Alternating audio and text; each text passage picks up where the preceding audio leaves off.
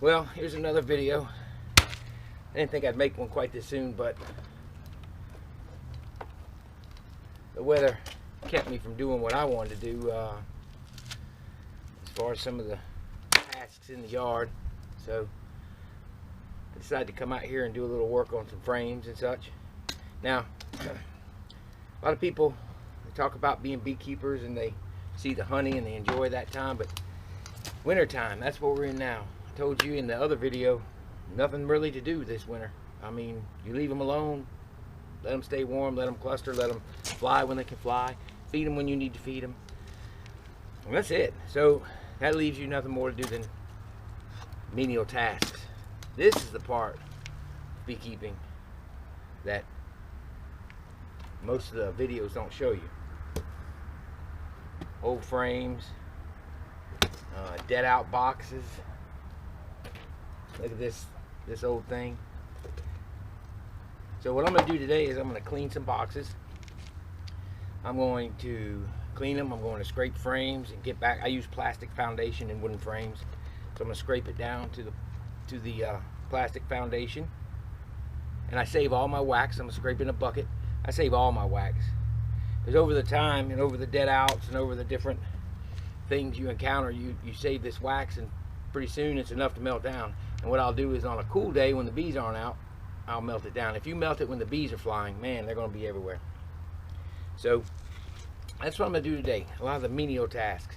Now, other people do it different. Larger operations do it different, and that's what I wanted to get to. Is one thing about these videos I didn't mention in the very first one is, you know, Mr. Julian used to always say, it's your potato salad. And what he meant by that was at the beginning of every one of his presentations, he put up a graphic of, like, I think it was like 12 different potato salads. And what he would tell you is these are all potato salad. Each one's made different. You like the one you like, he likes the one he likes. And that's how beekeeping is. There's some absolutes in beekeeping, that's for sure. Most of the stuff I've learned from just reading books. I've learned a lot on the internet, but I take that with a grain of salt, as you should with these. Take it with a grain of salt, because everybody has their own potato salad. Everybody does it their own way. It's all still potato salad. So you learn from the books and you learn those absolutes, and then you apply those absolutes and your technique for your area. And so that's what I do. That's why I said in the other video, I don't like it when somebody tells me how it's supposed to be. There's one particular beekeeper, and I've really come to just, I don't like his videos. I don't like what he does. He tells you how it is, how it's supposed to be. He does mention your area is different than everybody's, but he shows off a lot. He shows off. He puts his hands in the bees. He wants to show you how he has calm bees. It's all about calm bees. Make sure your bees are calm. Yeah, that's true. But in different circumstances, different bees. Great. I'm glad he's got all calm bees. But, you know, it's like he's sticking his hands in these bees. This is how it's supposed to be. This is how your bee should always be. And there's other parts of the country. Not everybody's bees are like that. And not everybody has the opportunity to breed or keep their genetic pool exactly the same. It just depends. I mean, that's our goal, but it just depends. So you gotta read. You gotta read good, solid books, and then take the internet with a grain of salt. See what people do. See how it works for you. That's what I've done. I've tried different methods and different things, and you know, I've gone back to the way I like to do it, and I still look and check and research, but I always read.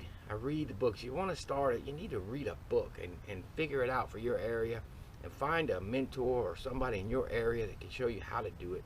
And that's what I do. That's why I say these aren't teaching videos. I mean, you can learn from them, I guess, but these aren't me telling you how it's supposed to be done. This is me showing you my way of doing it. So that's what the potato salad is about. This is my potato salad. This is how I do it. You find yours. Find those absolutes. Read about those, and then find your potato salad. So I'm going to go through. I'm going to scrape a whole bunch of frames. And like I say, I like to save the plastic. I'll turn around and clean it. You can pressure wash it off, knock all the little cocoons out, because when you scrape it, you have that mess. I save my wax, and what I do with that wax, I remelt it, and then I take a foam roller, 4-inch foam roller, and I'll show you that one day when I do these, but I recoat them with wax, and the bees draw them out fine. You have 70, 80 hives, 150 hives, might not be worth your time to do that. Beekeepers down the road, I know over in Covington and down the road here, they chunk them because they just don't have the time. It's more cost effective for them to burn these things or whatever they do with them, and then buy new. So, but I scrape mine. Like I said, I keep 15 to 25 is my goal, and it's worthwhile for me. At, you know, with bulk, I probably pay $2, maybe $1. I think $1.80 when I buy these in bulk a piece. And just recently I cleaned about 250. So for me that was big savings, and it was only it took me 2 separate days of maybe 4 hours each day, and then another night of maybe 2 hours to wax. So what, 10 hours throughout the year. So that was worth my time. So I'll go through and I'm going to show you what I do, how I scrape frames, what I do with it, how I save the wax. I had some hives that were dead, and I left them out there for the bees to rob the honey. What happens, bees will rob that honey out, and so these boxes stayed out there. The bees robbed the honey. Then during the summer, this was an old cutout, so I don't know why I didn't make it. It was just a cutout. Who knows what it had. I took a cutout from a house down the road and went out and, you know, saved it, put it in there, but they just didn't make it. And not all of them do. Cutouts they're tricky. But anyway, so what I did was I put them in a box. They ended up dying out. I left the box out there, just didn't have time. I let the bees rob out the honey, the residual honey. And then what we have here is, in the south, is wax moths. And these wax moths, they're predominantly in probably the south. I'm guessing from probably Wisconsin down, maybe not quite in Wisconsin, but I think they got them in Ohio and all up there. But anyway, these things will destroy some wax, but they go after mainly brood wax that had pollen and brood in it. They don't go after where there was just honey. And here's a prime example of one, and they're nasty. I'm gonna tell you they're nasty, but that's honeycomb. That was loaded with honey. The bees robbed it out, and you know, if both sides were like this, I'd save this frame. So that's perfect. I'd throw it in there. But the wax moths got to it. And this is what they do. You can see they didn't touch the honey. There's one little baby. They didn't touch the honey frame, the honeycomb. They just touched the brood. And they destroy it. So we got to scrape it off. And then they leave the box disgusting. They leave all these cocoons. They leave all their waste. They put these little divots in it where they bore into the wood, their cocoons. So you got to clean all this disgusting mess out. And it's tedious and it's time consuming, but it's part of beekeeping. It's part of what you do. So what I'm going to do is get a bucket. Then when I'm done, let me go back over. I'll scrape these boxes clean, get all the propolis out, get them clean. And then I'm going to do my bottom boards that were on the dead outs, stacks of frames. When I'm done scraping all the propolis and the wax off, I'll turn around and I'll pull all these wax foundations out. Actually, they just snap right out. I'll scrape all the frames individually, getting all the propolis off. Take my little tool and I'll get in all the gaps. Clean them. Each frame will get a good scraping just to clean it back up, and then when I'm done, I'll go back through and bleach everything. And I say bleach, I'm just going to scrub it off. Scrub the bottom board, scrub the boxes with bleach water, rinse them. The frames, I won't worry about those too much. But it'll disinfect anything. What I'll do with those is just dip them and clean them and rinse them. And that just disinfects anything.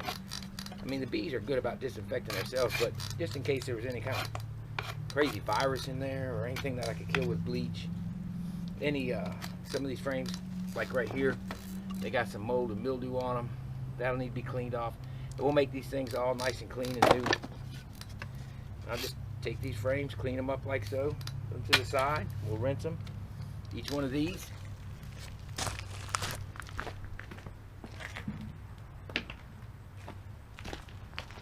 Going to get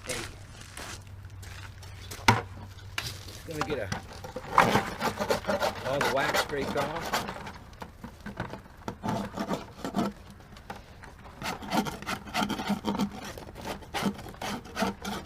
And I'll usually do this in a frame and then take these out, just to show you.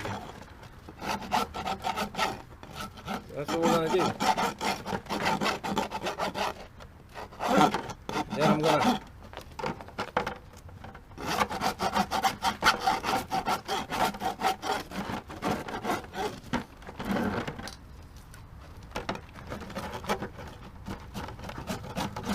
now you see why maybe you don't want to spend the time to do this. You got a lot of money.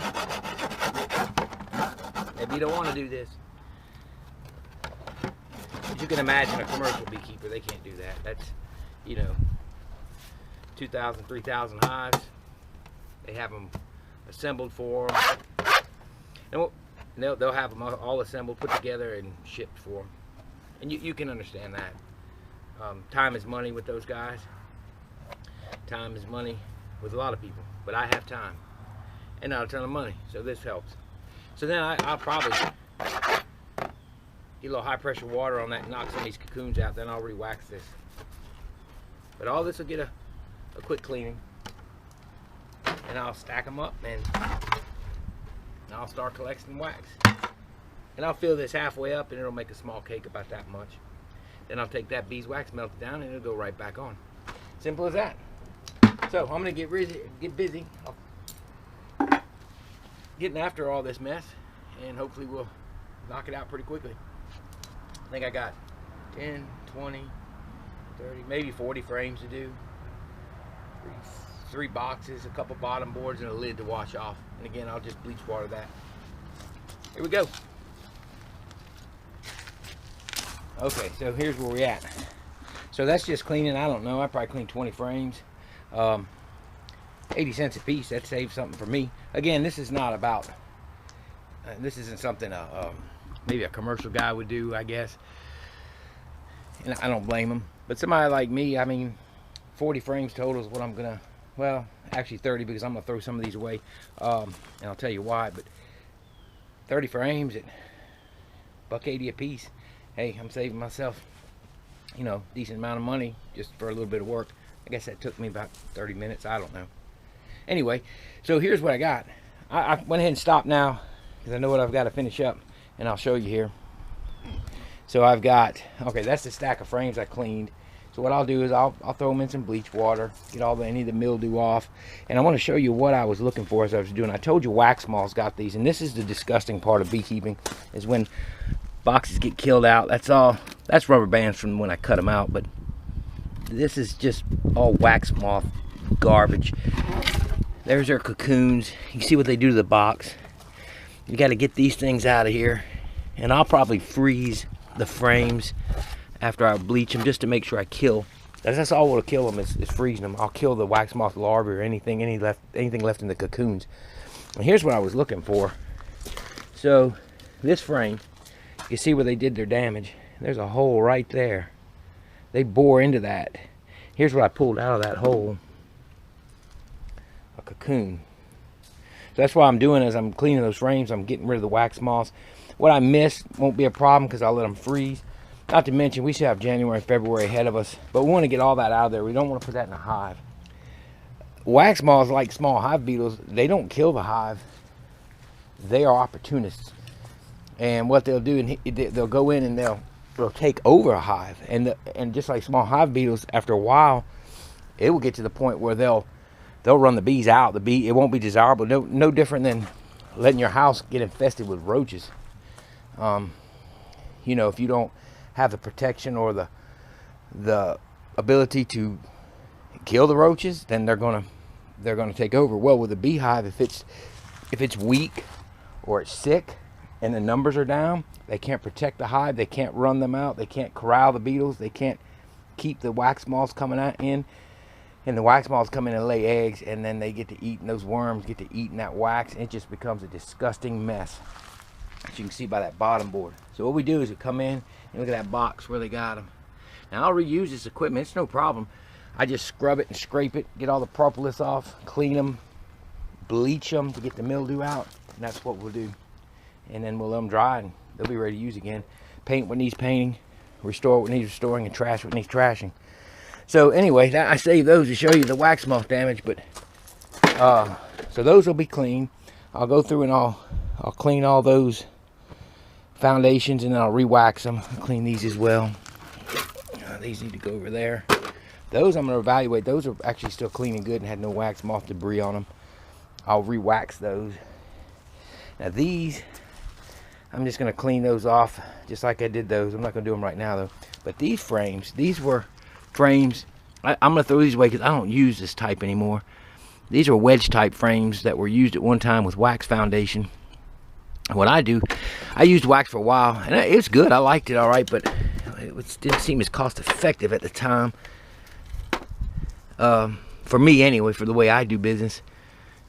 But what I'll do is I'll throw these away. This one I won't. That's a good one. But I use these for cutouts. When I cut hives out of walls, which I don't do much anymore because it's a lot of work and a lot of trouble, and the success rate isn't that great. I say that, but not for me anyway. So I use these. I keep these laying around just a rubber band comb in when I do cutouts, and I've got a ton of these. So I'm going to throw these away because I don't use them anymore. Because now this one's not a wedge one, so see, I have to go through and look at them. But these wedge ones, the wedge has already been taken out, so I can't put plastic foundation in there, and I don't buy wax foundation anymore. So that's it. That's what I'm doing. So I'm going to get those squared away and bleached off and shake those out and get them ready to wash. And I'm going to wash these boxes. Let me do a time lapse of that. And then I'm going to be done. And I might go melt some wax. I did get half a bucket. And this won't make a lot of wax because a lot of this is cocoon material, but there's wax in it. It'll melt down. There'll be some wax in it, similar to what I have here. Maybe not a lot, but I don't know if this is adjusting to the light or not. But, you know, melt this down. A little bit of wax here, a little bit of wax there. Melt it all together and get a big fat cake of wax. So that's what we'll do. Let me clear up one thing I did say. I mentioned about another YouTuber. I don't discourage YouTube at all, because heck, that's what I'm doing is YouTube just so you can follow me. I use it a lot. I was talking about that one particular person. I'm not saying he's any kind of bad beekeeper. Heck, he's better than me. He's got a different business and a different business model and how he wants to do things. What I'm saying about him is he's one of those guys that says it is the way it is, and I don't like that. I'm not gonna sit here and tell anybody it is the way it is, especially I kind of know how many years he's been doing it for the most part. And you know, you take guys like that with a grain of salt, because let me tell you, he's got some good ideas too. I'm using some of his ideas and I like them, but when questioned, he pretty much slammed me down. And I was like, man, that ain't right. I mean, beekeeping is your potato salad. So I found mine. I like some of his ideas. I use them.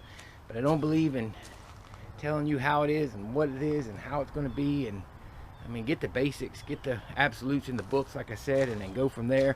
Take everybody with a grain of salt. Use what you find good with them. Whatever they don't, put it to the side. I don't like the idea of showing out and showing how bees...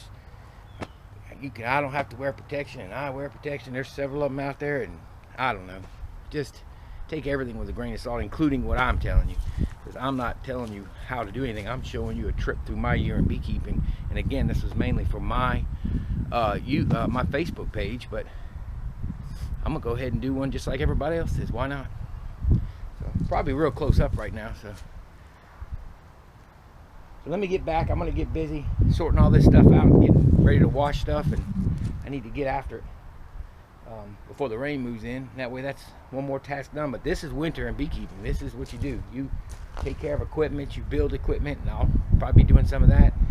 You clean up dead outs, you get everything ready, because what I've learned, what I have found is when spring comes and you start encountering swarms maybe in your hives, or you encounter people calling you about bees or whatever, you're on the run. You do not have time to build and to paint boxes and to... I mean, you're going to do some of it, but you just don't have a lot of time to do all that.